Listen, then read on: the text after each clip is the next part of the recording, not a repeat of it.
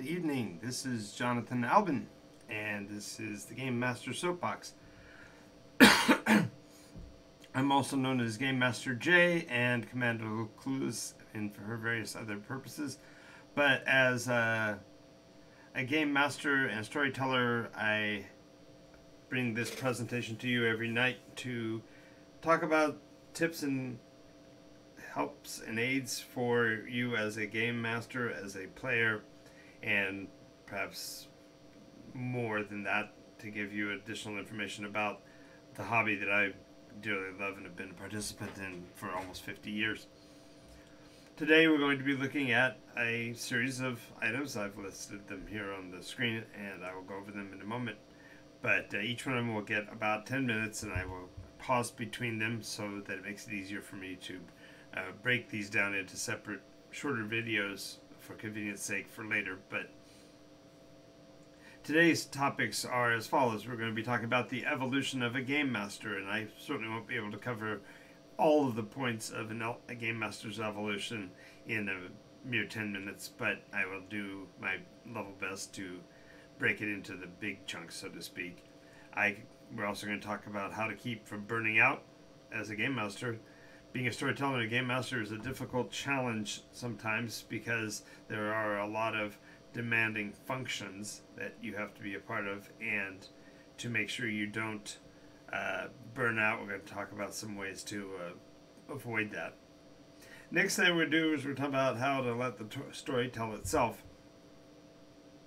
That seems like an oxymoron, I guess. I suppose it seems like it'd be an odd thing to say, that you can let a story be the speaker, but the reality is that there's a way and a methodology where you're not doing the work of being a storyteller as much as you are a conveyor of evidence, and then the players build this case within their own framework. And I'll go into better detail about that. Then I talk about something that's really not talked of a lot, because most groups, I think it's almost comical how many groups never reach a satisfying conclusion because they never started with the idea of having an end, and therefore when they stop playing, it literally is that. And in certain cases that can be quite frustrating. If you've got a character that had a career path and a goal and objective, and if you never finish it, it feels like it's unfulfilled and leaves a gap. And so we're talking about how to bring any story to a satisfying end, even if it's a situation where it's not reaching its full timely conclusion. And then also I'm going to take a period of time and we're going to talk about the things that your game master doesn't want you to know. And it may seem crazy to say it that way, but the reality is that no matter what parameters the game master has for putting forth the game, there are things that he doesn't want you to know, and I will go into those in particular. And then my rant today is, again, a subject that has piqued my ire on more times than I can count, and that's the concept of you only live once. The very phrase is ludicrous in the face of role-play games, because, of course, if your character is eliminated, you can immediately put together another one and tell another story. So,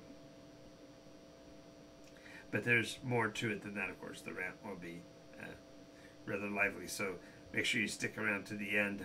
If you haven't been with us before, make sure you click on the subscribe button and click the notification bell on the YouTube channel so that you'll be able to be kept abreast of every time we post new materials. If you like what you're seeing, make sure you click the like button, and if you have some words of advice or recommendations or questions, feel free to leave a comment either in the chat here on Twitch, or you can also, when this gets to YouTube, you can leave a comment there. Either which way, I respond to every post that's made. So, and this has been much to the chagrin of some of my friends who have seen the comments and are surprised to see that I respond to them. And maybe that's something I won't be able to keep up forever, but I definitely endeavor to do so at this point. Any comment or question or concern that gets posted, I try to respond to. So, before we get started today, I do want to mention our sponsor. Board Game Paradise, a game store in Redlands, California. Their logo is right over there in the corner. Is a full-service board game store in Redlands, California, and they support and provide me with a place to host games in a live environment. So if you ever want to come and play role-play games in the Nikos environment, we operate game sessions on Mondays and Tuesdays in Redlands, California, 6 p.m. until 10 p.m. at Board Game Paradise, which is on State Street. And you can find out more information about them by going to their site, boardgameparadise.com. All right. So, a storyteller, a game master, a dungeon master, narrator, there's 1,000 different words you could use to describe it. I prefer actually games master only because I generally have played so many different games that if we decide to play one game or another, I can switch from one to the other, and therefore game master kind of fits the concept of being able to be one size fits all. But this role of being a game master is at once simpler and more difficult than it might seem.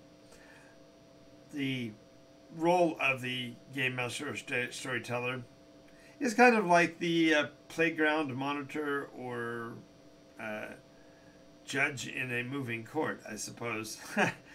The element of role-playing that requires a storyteller's touch is a judicious use of whatever rule system. It's instructor and teacher of how to play. It's a guide and a mechanism for narrative. You have to have somebody that knows what's going on to be able to explain it to everybody else so that the action of the scenes makes sense. The evolution, the process by which a person goes through everything that needed to go through to become a game master, is actually quite a lengthy process. And so I'm not going to speak in the full length of the evolution of a game master because in all candor, even I find myself evolving, changing, making alterations to the process all the time. So, and you're never truly finished with the evolution, I suppose. But the reason why I want to take a few minutes and talk about the evolution of Game Master is that when you are a new player and you are sitting down to play with a new storyteller, if you have an idea of what the steps or the evolutionary development stages, if you will, of a game master are, then you can kind of get a feel for what you can expect from the storyteller you're facing, because each of these different stages reacts differently to the stimulus of play. So on the one hand, the very first stage of a game master is going to be what you would call a classic newbie. He's going to be excited. He's going to be enthusiastic. Now, I need to caveat that there have been times when you purchase a new game and the players find out there's a game master required, and 3 or 4 people might be privy to the brand new game, and somebody might get the task of game master foisted on them.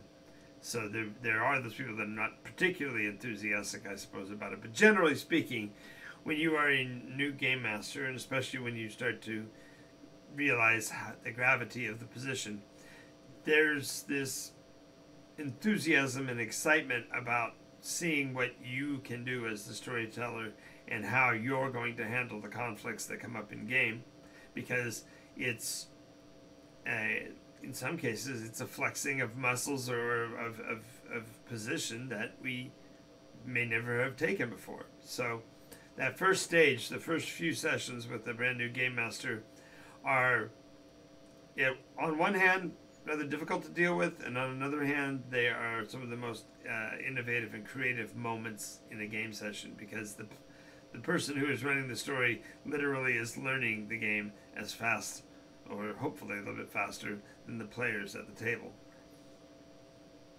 this new level of Game Master will last only for as long as the Game Master takes to read through the materials and to find himself facing similar conflicts a third or a fourth or a 10th or 20th time. When the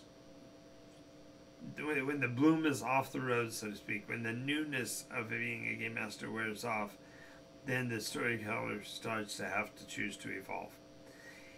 If he's going to stay on the new side, then he's got to constantly be bringing in new material or new facets of the game. And sometimes the way they do that is they keep looking through the book and coming up with the next monster they want to run, but they're not necessarily understanding the concept of scaling. And so either they bring on creatures that the players have developed sort of an immunity to, that they've sort of figured out how to compartmentalize and dispatch them out of hand, so to speak.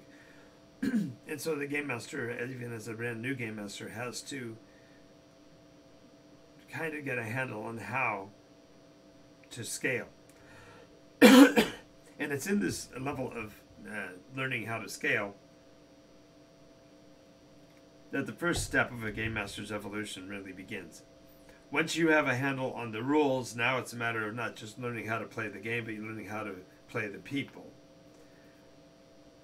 And when I say that, there are those people in the audience that are going to want to immediately reach through the screen and grab my throat and say, "You don't manipulate people. You don't play the people. You play the game. It's just dice. It's just."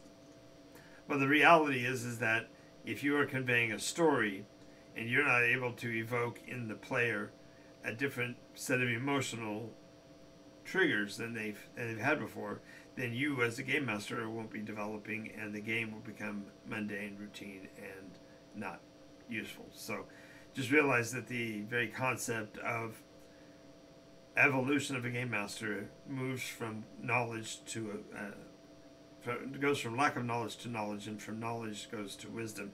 But that process of wisdom takes time, and the evolution of the Game Master moves rapidly from novice to accomplished to experimenter to a Monty Hall type to a juggernaut type to a veteran, and eventually to either the end of the line and the quitting of the game because he's played it through all of it and he's done his part and he's done, or starts to look at the variations of the theme and becomes an innovator and a game designer on his own. So I only wanted to spend some time talking about the concept of evolution of Game Master in light of this subject, and that is there are classes and courses that can be taught, and I actually have a Game Master Academy that can help you move through the full-length version of the evolution of a Game Master as one of the courses in the first season of the Academy. You can pick up all the pieces that it takes to understand where you are in the evolution of a Game Master and how to move perhaps from where you kind of are stuck at to the next step in the evolutionary process, so that you can well round your skills over time. So that's found at games.academy. Yeah, that's it. Games.official.academy. There we go. I'll come back and I'll list that and I'll put it in the comments below, or in the notes section below after this session. But I just wanted to touch base on that. So now we're going to talk about how to keep from burning out. Being a storyteller initially, like I said, is exciting. There's a lot of a thrill to it. There's a little bit of fear as you're trying to decide what you can and can't say, or how you should or shouldn't say something. How do you interact? How do you move people past challenges? This kind of thing. But eventually, at some point, you understand what it takes. You understand the effort that's required to build a story week over week. And that process can lead to, and has led to, in many, many cases, the concept of burning out. Now, this concept of burnout is actually in reference to the exhaustion when you are dealing with conflicts, especially ones that repeat or come back to haunt you time and again.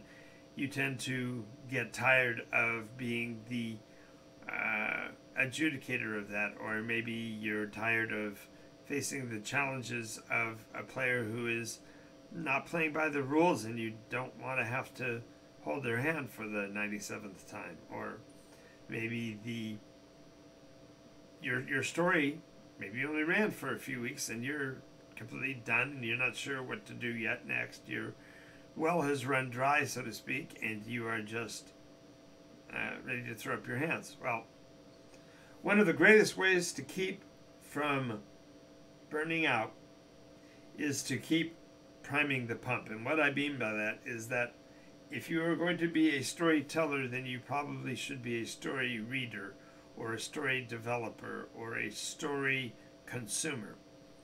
I mention this because in the next few weeks I'm going to be starting an additional series called Dust Sifting. And in Dust Sifting, we're going to be looking at some of the methodologies that a game master can use to develop new stories or to extract from other resources story elements that they can use in their game sessions. And one of the ways I'm going to do that is in the Dust Sifting series, we're going to be actually watching together communally. There's a science fiction series, science fiction channel, if you will, called Dust, and they do vignettes and short stories in the science fiction, and in certain cases perhaps a little bit of horror and a little bit of high fantasy and things like that, but generally it's science fiction. And I'll be basically reviewing and analyzing the episodes of that and inviting you to watch with me. I will include in the links for each one of those episodes prior to the launch the actual episode from Dust and their direct website, so that you can bring it up and watch it on your screen while I am reviewing it on mine. And so we'll be talking together, but the screen share won't be happening. It'll be each person watching the specific show, and therefore amplifying their viewership, which is really part of the process as well, because I absolutely advocate for storytellers in any avenue, and the video marketplace is of course exploding all the time, and new channels and new materials need to be seen by as many people as possible so that they can be catapulted into the collective consciousness, and the material needs to be valued for what it is. So I just want to mention that as one of the things that will help us to keep from burning out as a game master, is to constantly be filling the new pipe, filling that our minds and our plans and our mechanisms with new materials. One of my favorite anonymous sayings is, the cleverest of men hide their sources the best. And I have players often asking me, did I pull a certain session or certain concept from this motion picture or that narrative book or this television program? And I tend to defer away from answering, but simply will grin and say, if you enjoyed the session, if you enjoyed the game, and you enjoyed whatever that is you're talking about, then that's great. Are they the same? I obviously they're not. You know, did one of them influence the other? Well, maybe, but I'm not ever going to say that, because I'm not. It's not replicative. One of the, as you know, one of my biggest advocacies is for the very concept of being a true creator, and utilizing alternative resources for concepts and themes is not theft. That's, if anything, a form of homage, because you are recognizing and applauding and utilizing those story elements in your own material, but that's nothing if not creative. And so the process for advancing new materials is to gather new materials. And if you have the opportunity to play in other people's RPGs and you enjoy what they have to say, if you watch live interactive RPGs on Twitch or on other people's YouTube channels, that's great. If you read prolifically in fiction or fantasy or even historical documents, more power to you. Those all are ways to keep feeding your forebrain, so to speak, so that you don't burn out as a storyteller or a game master. The second thing that I want to mention about preventing the burnout is to make sure that you're constantly getting feedback from your players about the sessions, to make sure that you are still on board and they are still on board with you, so that there's no conflicts, because sometimes the conflicts can manifest as the feeling of being burned out when it's really not the game or the mechanics or even the scenes. It's something going on between you and the players. So make sure that you work through that as much as you can, because player conflicts tend to be the silent killer that break games apart, and so we want to try to avoid those. All right.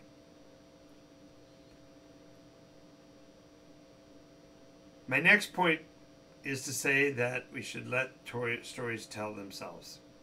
There's a series of videos out there under the name CinemaSins, and the persons that do that show are really quite clever. They understand and are familiar with the elements of movie tropes and devices that get used and perhaps overused in the making of films. And so they bring to light many of those errors in an episode and identify them in whichever movie they are, quote, sinning. The reason why I even mention that is that one of the greatest blunders that is made is the concept of narrating, over-narrating, or doing too much exposition. These are all three sort of the means whereby a storyteller does himself in by, instead of letting the story play out, they tell the story in advance or even afterwards as a kind of a narrative reminder. And it's important to let the story tell itself, in that a role-playing game is an experience that is shared. You and the players collectively are building the narrative. It should not be a one-sided blast of pure raw story, because in the exposition of that, when you pontificate and spread the words out yourself, you are depriving the players of agency, and you're depriving yourself of the wonderment that comes from watching other players engage in the creativity that you spawned. The easiest ways to let a story tell itself is to first of all get a really strong handle on what it is that you mean by the story. In this case, I'm referring to the dynamic action that the players take within the scene. And sometimes when I talk about games, people will raise an eyebrow or look at me oddly, because they perceive that what I'm talking about seems to be talking about movies or books or drama in a different framework, because I will talk about what happens in a particular scene or a particular setting or a particular scenario.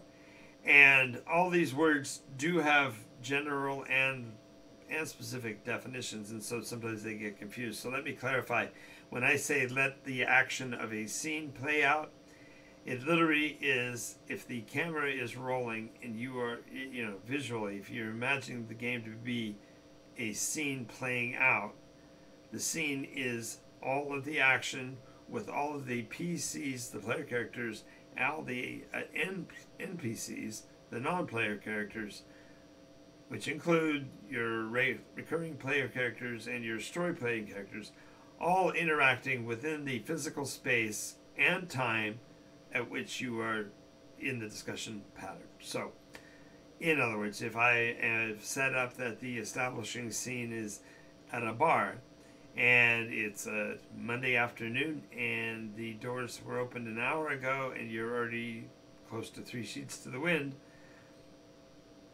then you just turn it over to the players and let them respond with what they're doing, because you've given them the parameters, you've given them the framework, and they're the ones that make the story play out. How do they consider themselves to be 3 sheets to the wind? I don't know. How do they expect a person who is 3 sheets to the wind to act? They'll do it. They'll show you. And the point is that since you don't have control of the scene as a storyteller, you only can direct it, you get the enjoyment and the wonderment of watching them play out what you've built, and at the same time they get to exert their will and make changes in the story by their actions. So just when I'm referring to let the story tell itself, I am saying that we sometimes as game masters need to step out of the scene, get off the set, yell roll them, and let the players do their thing, because the players' actions help to drive where the story goes. And without that section where the story tells itself, then you're just storytelling, and if you are being the only person in the room who can create new story, then there are far simpler ways to do so, and ways that are more gratifying for the players if you just simply let the game play out itself. So, all right. Now we're getting down to the brass tacks. How do you bring a story to a satisfying end? I don't know how many groups of Dungeons and Dragons players you've been a part of. I don't know whether this is your first time or you've never played before. Role-playing games are played over a period of weeks. You can't, you don't just play it one time and you're done. You play the game over one or more sessions, and the story development that goes into the characters builds their history together and collectively. And whether you play together for a summer, or whether you dedicate to playing for a year, or you've just always been friends and so you think that the game will last forever, I am here to tell you that a game of Dungeons and Dragons almost always comes to a close simply by schedules collapsing and people not being able to play together at the same time over the long haul. Now, sometimes they morph, sometimes they adapt. I know game masters that have been at it nearly as long as I have, that have been playing consistently with the same 3 to 4 people for their entire game run. They've always played together. They may have switched out who the storyteller is. They might have shared the experience from time to time. But generally speaking, they are a unit that's always been together, and they are the exception. Most people will run a story for as long as a group can hold together schedule-wise, and then suddenly when the schedule shifts, they all just go their own separate ways and the story never resolves. This is a sad state of affairs, and it is not helpful for the players. And so what I'm going to recommend is the concept of bringing a story to a satisfying end begins in the very first session.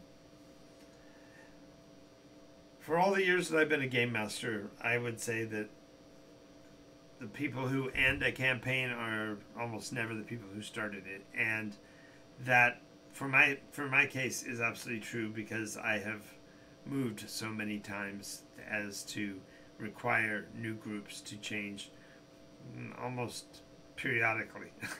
The number of moves that I made in my life were rather extensive, and in some cases they were across town and I could maintain communication, but in most cases it was across the state or across the country, and that just kills a group. So knowing that a group is going to have these problems, I tend to take in my first RP session, I take a few minutes to mention the fact that if your character, is involved in the story and you cannot be here, that character lives on. That character is part of the environment. Whether or not it's involved with a personality from Earth that's playing the character during the game, or whether it simply falls back into obscurity and is a non-player character, nonetheless, that persona isn't eliminated just because you stop playing.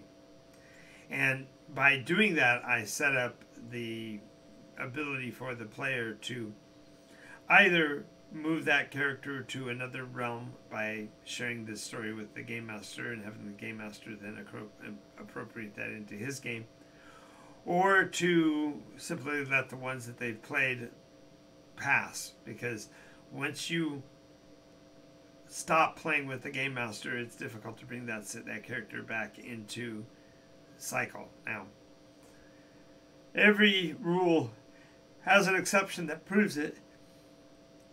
Pardon me. And so, in my Patreon group, I have a couple of players who have indeed played in previous iterations and are indeed playing the characters that they played then, now, in the modern iteration. And so it's refreshing for them from the standpoint that there's stuff that they remember and can recall and be seen as clever. But there's also the challenge that's fun to me, is that they're not familiar with the world as it is now. And so every session there's something else to pull up and link to the past. And bringing a story to a satisfying end isn't always just the game master's prerogative. There are players who change their jobs, change their careers, and can't be part of a campaign even if the campaign continues. And for them, there also needs to be a form of closure or a completion. And so bringing a story to a satisfying end sometimes requires the game master to provide solo information for the one person that's leaving the game to explain how that transpires and what happens with the persona. And there are other times when you talk about it well in advance, so that when there is a final session, you can walk away wistfully knowing at least we did the best we could. Now, I happen to have this subject near and dear to my heart because my Wednesday group has been together for coming up on 2 years at this point, and they were one of the first groups that started at the Redlands game store. And although it's being run as a house game, I'm still game mastering for the same people that were in the group at the store, but they simply moved to a different day of the week. And so for the whole time that we've been playing together, there's always been a through line that associates with the campaign line that the people at the store are working with. As a matter of fact, there were a couple of sessions where we did some crossovers, and the information that the players that are playing on the Wednesday game are sharing with the campaign on the Monday game changes in the universe that they've participated in bringing to light. And so it's been a nice expanding universe kind of a feel to have these things happen. Well, this group on Wednesday, literally next week, will be our final session. And so we're already kind of getting the lump in our throat because there are so many things that happen between the characters in this game that have made them a team, that have made them fundamentally a family, and have set up the environments of these characters to the point where it's going to feel like a gap if they don't. As a matter of fact, it seems like more than likely the group will complete its termination. The 8th iteration will end with these characters next week, and it will be a powerful, dramatic thing, I'm sure. And if possible, I will definitely bring commentary and notes on how that plays out next week to give an example of what can be done to make a story come out to a satisfying ending. Now, the players have already in their minds the conclusion. They already know what their task at hand is. They were built specifically to achieve certain objectives, and they've gotten to the point where those are about to be concluded. So therefore, those are the things that are going to be brought to a close. in next week's session.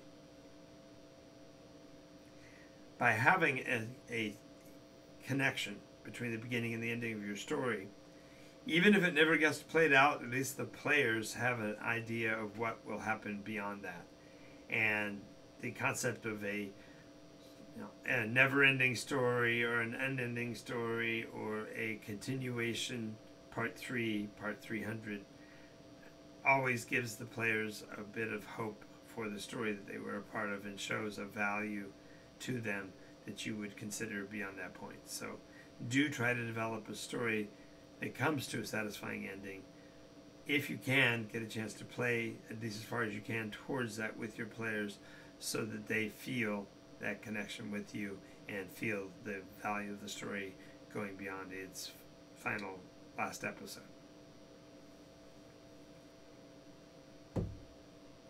Okay. Things your game master doesn't want you to know. Well, that sounds dynamic. It sounds thrilling, and there is some truth to that emotion.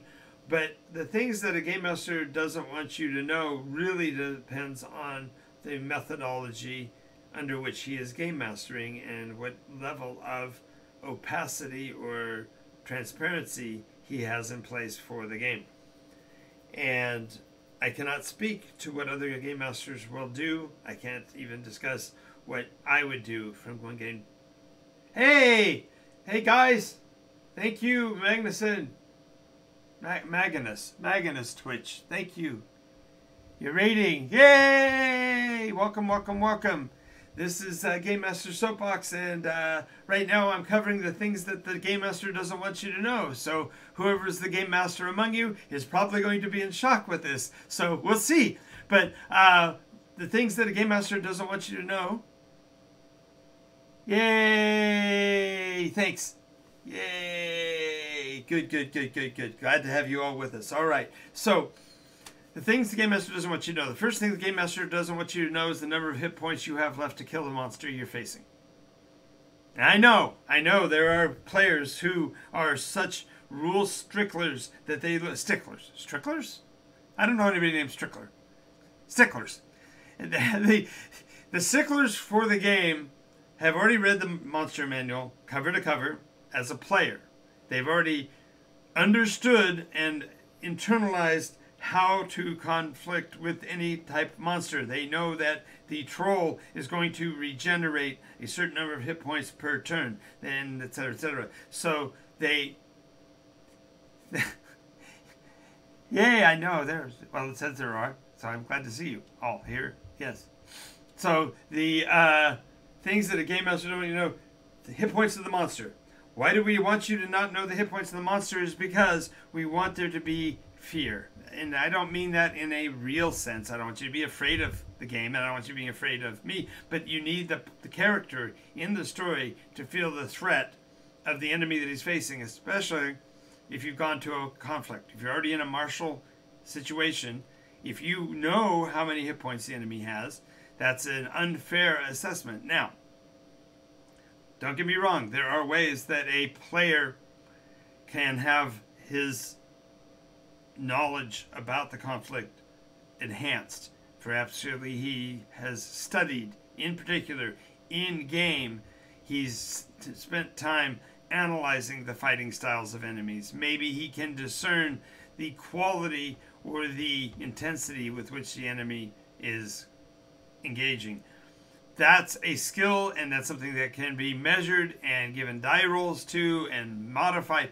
But what I'm referring to is the Game Master is not going to tell you, okay, you're facing a troll, and the troll has 260 points to kill him, and he regenerates 6 points per turn. He's not going to do that.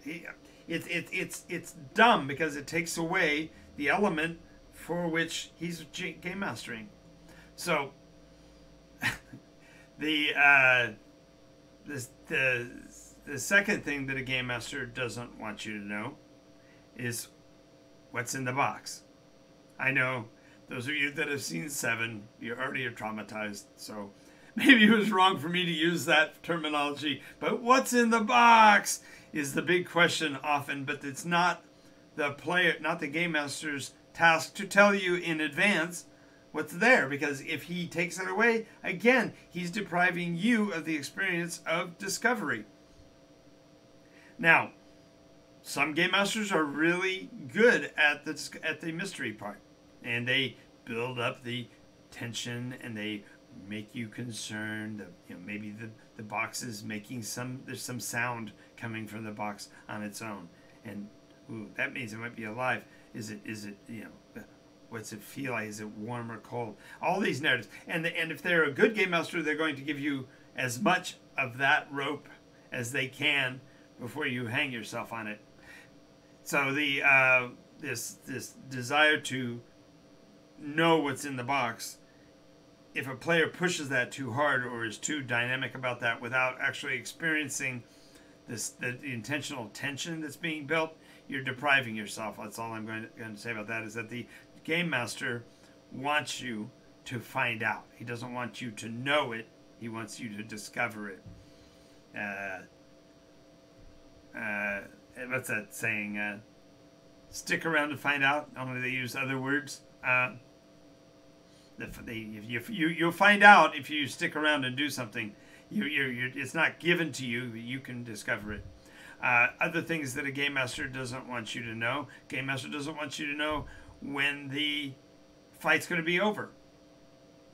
Maybe the villain is not interested in killing you. There are times when it's a matter of intimidation and being tough and scary, but the person really is a bit of a worm, and they don't want to take that away from you either. They don't want you to know that, and if you push to discover things that the game master doesn't want you to know, you're kind of harming your processes. Now, note that doesn't mean you shouldn't probe or shouldn't pry about those kind of subjects, because those are the keys. Now, I have to tell you, one of the other things that the game master may not want you to know, and this is certainly true for me, is I don't want you to know what the kind of monster it is when you first interact with it. Granted, there are, again, people who will go out and buy a book on what creatures live in the wildlife area of Southern California, and so they will have read about there's black bears and there's brown bears and there's squirrels and foxes and raccoons. That's great. They've gone and read all those books. But I can tell you from my own experience, I had a small shed outside of my house, and I was required to go get something from that shed, and when I opened the doors to the shed just a little, something moved inside. Now, I live in Southern California. I know the gamut of things it could be. I lived in town, so that'll give you a bit of the parameters of what it might be. But when I opened that door and looked in, the first thing that I saw was some beady eyes looking right back at me, and they were glinting in the light because the light from behind me was casting into the dark space beyond. I had no idea what it was. There's something alive in my shed. And just as your players don't know the name of the creature, they're not going to tell you, yeah, the creature under the bridge is a troll. No. Now you can make that assessment of, hey, well, it's a bridge, and so that's where trolls live, so it more than likely is a troll under the bridge, but you don't know. And I've always kind of despised the metagaming that occurs, and I don't mean to say it in a disparaging way. I'm not saying that the players are doing it on purpose, but the players who love the game enough to go out and read all the materials, including the monster manual, are actually cramping their game master's style by depriving him of helping them to discover. But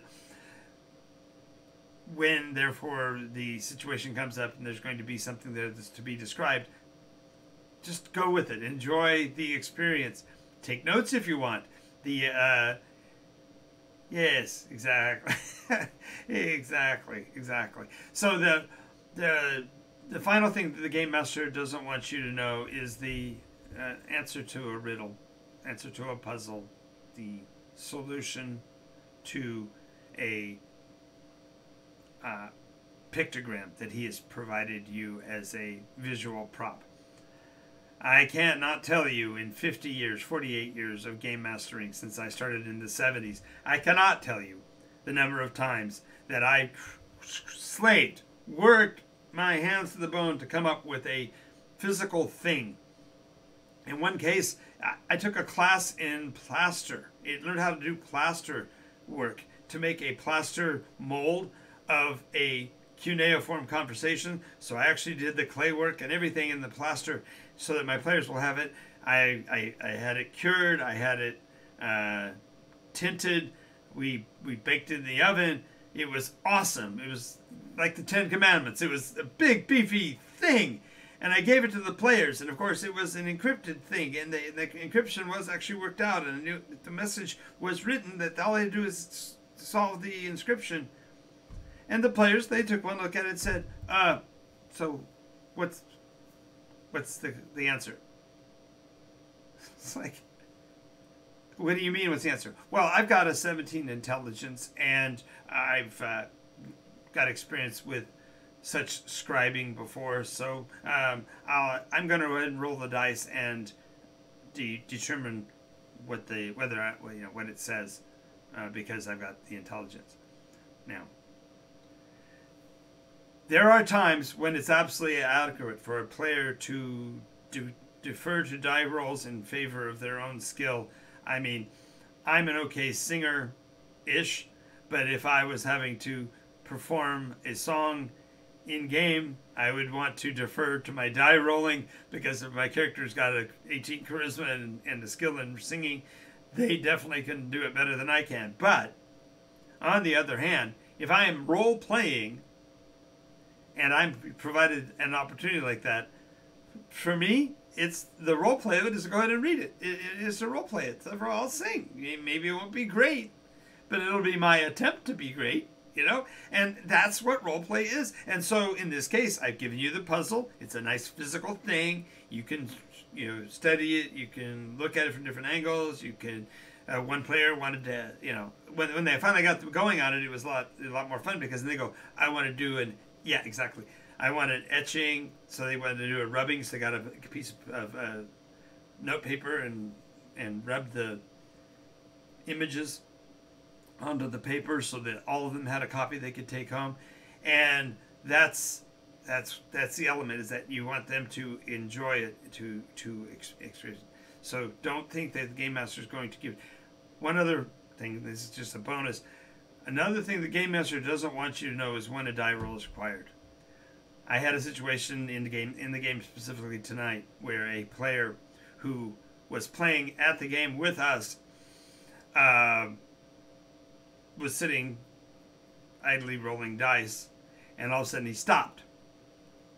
And then when we next got to the round of initiative, he says, I got a 20.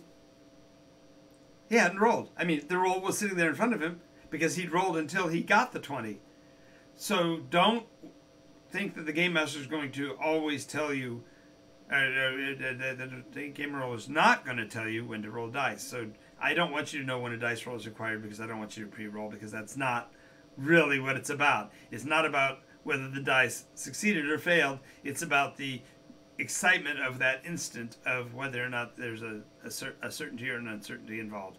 And so it's so kind of frustrating to see them go into fixing things for you by choosing to roll the dice and whatever. So that's the gamut. I'm sure there are a million other things that the game master might not want you to know, and such like. But I am coming up on the deadline for my show, so I do want to get to my rant.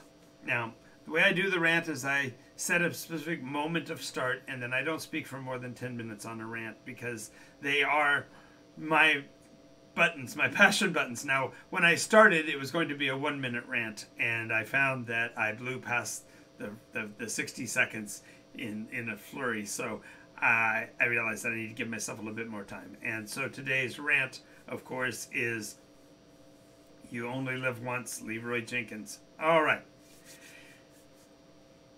Players in a game session come to points when they themselves either A, are not invested in the story and therefore are just wanting to see what's going to happen. B, they as a player aren't yet invested, and therefore the possibility of something dynamic happening is an acceptable risk. C, maybe they're not used to role playing with the idea of that a character death might occur, and they would literally want to see what might happen if this button gets pressed or whatever. Or maybe they just have a play style where they don't see the character that they are playing in the game as actually being real. In any of these cases, the very concept of the video game call out of Leroy Jenkins, and I'm going to be honest with you, I'm not a video game player for the most part. I know of Leroy Jenkins, and I know it has something to do with a MMO style game, but the declaration of Leroy Jenkins and running into a scene just to see what will happen, or the YOLO, you only live once, charge of most crazy players and enthusiastic people, is a problem for a role-play environment. I'm going to go into it because if you are a storyteller and you've got a long-term story, 3, 4, 5 weeks, 8, 10 months, 48 years, your story, if it's a long-term story, the player's actions have meaning and they have a ramification. And the idea that a player would look at the information he has on his character sheet and go, I don't know whether I'm going to live or die, but I want to just do this crazy thing because I only live once. And it defeats the role play aspect of the role play game. It is definitely something that you as a player, as you as a individual might want to experience. For example, I've got friends who go bungee jumping. I'm not a person who puts on the list of things I want to do going bungee jumping, but other people might. And the idea of you only live once, go ahead and run the risk and do something that is semi-crazy but regimented like bungee jumping is different, if you will, from taking the persona that you have in your local community and deciding that you're going to run out in front of a homicidal maniac and let him, take shots at you because you only live once. No, that's not the way people really act. And if they did, they'd be protected by the governmental system. They'd be taken in and kept in protective custody because they're going to be a danger to themselves. The challenge to me about the Leroy Jenkins aspect is that in many, many, many role-play games and many, many storytelling groups, the concept of the YOLO is rewarded because the action that the individual takes is a high risk, high reward, beneficial something that the players would like to have happen. And so one person takes it on himself to sacrifice himself for the group. Now that sounds great. And in movie form, you could argue that I guess the example I can think of off the top of my head really doesn't do it justice, but Boromir gives up his life to try to save the halflings. But he is the one who put them at risk by trying to take the ring from Frodo, so was he doing them a favor or was he trying to redeem himself for something wrong he'd done? In either case, the death of Boromir was not a YOLO. He didn't choose to put himself in harm's way for the reward of experience points or getting to the treasure or taking the gold chest away from the bad guy or whatever. It was not a Leroy Jenkins. And so when players try to use that YOLO moment as a justification for a high risk, high reward, something or other that's going to give them anything other than a footnote in history of here lies Leroy Jenkins. That what's the point? Why? And it also, if players foment this and promote this concept of go ahead and Leroy Jenkins, go ahead and do this, then they have suspended this because we don't, in our culture, in our world, we don't say, go ahead and try to jump off the bridge. That's a great thing. Now, in a comparison, we do have motorcycle daredevils who go jumping cars or whatever, and that's a risky behavior, and we reward that by going and paying to watch it or whatever. But in all candor, those situations are practiced. The person that is going to do the thing has already done it many times before. Maybe he's extending it a little. Maybe he's given himself a bit of a risk. But he's already aware of the changes and the possibilities and is building and depending on that for his choice as the daredevil. A player character who wants to take a daredevil role needs to actually, if you're going to do it, you could, I suppose, build it into your story that you have an honoraria, if you will, paid to those people who died in the course of getting to something because they were willing to, last full measure. Yeah, okay. Fine. That's doable, I suppose. But for me, letting people YOLO or letting people just go berserk is the worst thing you can do, because it, number one, promotes unsafe behavior in game, which unfortunately in today's world can also translate to unsafe behavior out of game. Number two, the process of doing the unsafe thing and promoting that as an aspect leads to more YOLO, and the more YOLO you have, the less actual interest and awareness and investment that you have in the story.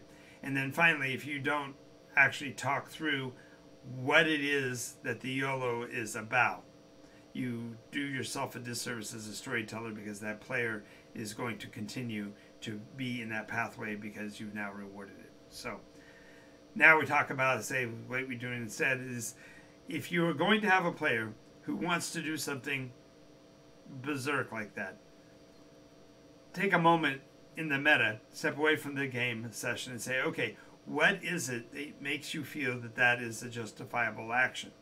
And let them talk you through it, because sometimes it's as simple as, well, I just don't know what the parameters are, and I want to know what they are, and so I want to test the barrier. I want to know where you're going to tell me no. Number two, maybe it's because I've attempted other things and they've always failed, and so if I do something really crazy, maybe you'll let some of it happen because it's an over-under kind of a push. Maybe it's because I saw other people do stuff like it last week and I don't know why I can't. Whatever the reason is for wanting to YOLO, whatever the reason is for wanting to throw caution to the wind and go completely Leroy Jenkins on the moment, there is something that the player is either needing or wanting from the game, and as a game master and storyteller, your best option is to try to figure out what that is, and then find a way to scratch that itch, so to speak, without them eliminating themselves, because it's just terribly painful to the game and it doesn't promote the adequate levels of storytelling to keep the players invested. So now I'm winding down and I've reached the end of my rant's time. So I want to thank you for allowing me to rant there for a moment. This is Game Master Soapbox, and as a reminder, my name is Jonathan Albin. I'm a game master and I've been so since the 1970s, and I run regular games at Board Game Paradise. That's what the logo is. Ooh, over in that corner. Board Game Paradise in Redlands, California on State Street. If you want to play, we play on Mondays and Tuesdays, 6 o'clock until the store closes at 10. And there is a table fee, but both sessions are available and open. And I also, if you're interested in knowing more about the Nikos RPG and the mechanism for that and the rules, you can check out nikosrpg.com, which is my website. And I also have a Patreon, which is patreon.com/Nikos. I do have a online RPG that I GM for on Sundays. That is Patreon members only. So if you join the Patreon membership, you get contact with me through the Discord and get opportunity to be invited to that game, which is Sunday afternoons from 2 to 6. So I want to thank you again for being here. If you like the content, make sure you follow the channel, click on the like button to improve the chances with the algorithm, and when this gets to YouTube, make sure you ring the bell. My channel on YouTube is also at Nikos RPG. So I want to thank you again. Thank you Magnus Twitch for joining us and being a part of the show tonight. If you have any comments, make sure you leave them. I can actually read the ones here, and after my official closeout, I'm going to kind of respond to them. But also, if you leave any comments below on the actual video, I respond to those as well. Alrighty, so that's it. I am on every night at 11 p.m. and there are 17 episodes, I believe, in the YouTube podcast so far for this. This was number 17. And so I urge you to go over there and take a look at all of them and catch up on the information. And I will be continuing to do this until the cows come home or until Nikos lands. So anyway, thank you very much, and I will see you guys again next show. Okay. So Magnus, I'm so glad to have you raiding with me. I've never had a raid before, so I'm pretty excited. I don't know what I did to deserve it, and I really am glad that you're here.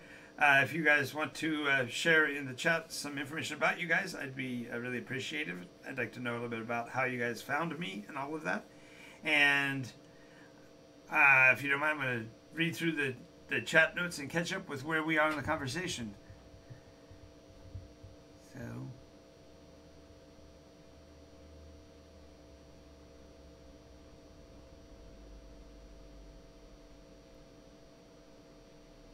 Nice. Thank you so much for that, Magnus. Obviously, you must be one of the storytellers for your group. That is awesome that you hopped on with this.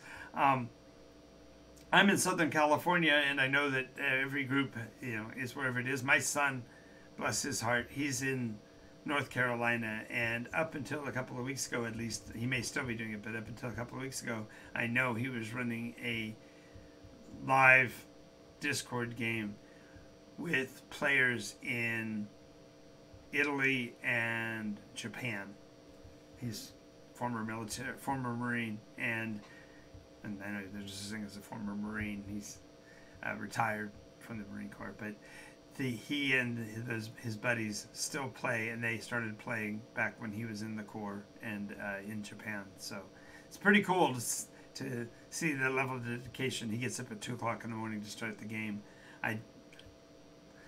That's 2 o'clock in the morning on the East Coast, so that's really pretty dang early for me. So of course I can't be a part of that or whatever. So that was pretty thrilling. But it's fun to see where people are from. So if you guys don't mind, leave me a note on what part of the country or the world you're from. I know that Twitch does have an audience framework that's rather extensive, but I don't even know where people are. And if you have any questions for me, I'd be willing to answer them. I'll stay on for another minute or so in case there are. Otherwise, I want to thank you again for being here. It's been really great to have a bit of an audience more than me, myself, and I. And I've had a couple other people. So at one point when I was running live stream, my actual game sessions, we had 78 players online at the same time. So we're getting there, but it's been a while. I also want to mention that I will be doing a audition for a new live stream show coming up where I'll be bringing players in for roleplay roulette. And if you are not aware of what roleplay roulette is, I created a method for role-playing that doesn't require any dice, doesn't require a character sheet, it doesn't require anything but the player's imagination and a story element.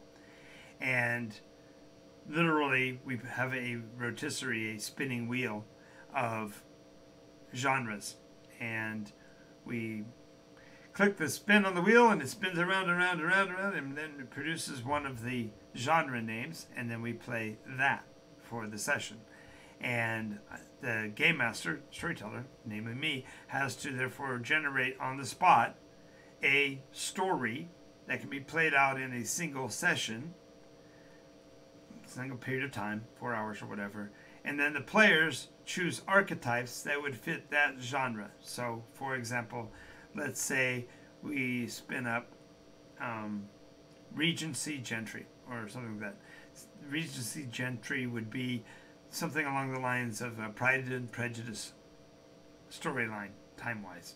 It's that 1700s British drama set in some part of backwater England, and it's a narrative that we role play.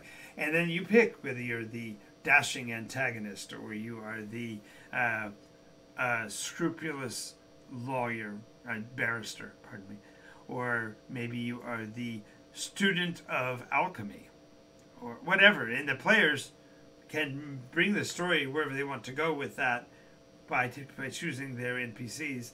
And then once they've chosen their series of NPCs or whatever, then we role play it. And decision making is all done by the storyteller. The players describe what their actions will be. Game master adjudicates the relative success, relative failure, probability, and determines what happened. And then the players react to that, and you just move forward. Generally, it's about a 2 to 4 hour game.